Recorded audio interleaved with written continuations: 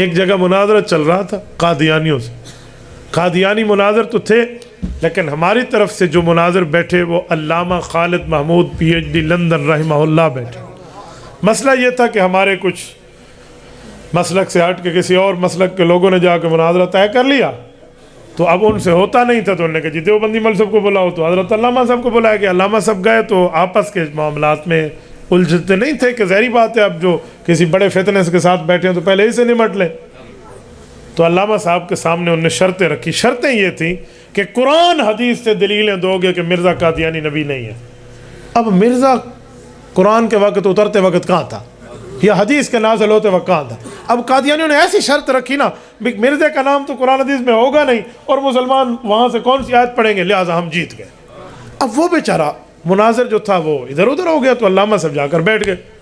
ان نے پتہ نہیں ان کو پرچی پڑھائی یا نہ پڑھائی، بہرحال مول صاحب بیٹھ گئے، اور حضرت نے آ کر مرزا قادیانی کی کتابوں سے حوالے پڑھنا شروع کر دیا۔ انہوں نے کہا او مناظرہ ہار گئے تم۔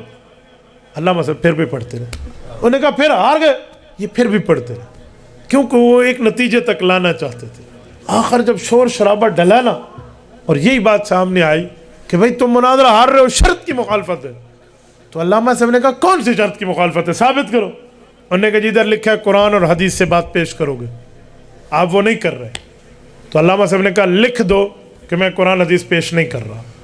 تو انہوں نے تو فوراً لکھ دیا، یہ تو مرزا صاحب کی کتابیں پیش کر رہے ہیں بھائی۔ انہوں نے کہا آپ قرآن حدیث پیش نہیں کر رہے، لکھا ہوا آیا نا۔ علامہ صاحب نے کہا مناظرہ جیت گئے۔ کہا جی وہ کیوں؟ کہا اگر مرزا نبی ہے تو پھر اس کی باتیں تو حدیث ہوگی، تو اندر سے تم بھی مانتے ہو یہ نبی نہیں ہے، اسی لیے اس کی باتیں حدیث نہیں ہے، چلو جاؤ تم کا۔ تو ختم نبوت میں مرزائی اندر سے خود بھی نہیں مانتے تھے کہ اس کی باتیں حدیث ہے، بھی کوئی نہیں منے گا، اندر سے یہ بھی تو مان لیتے۔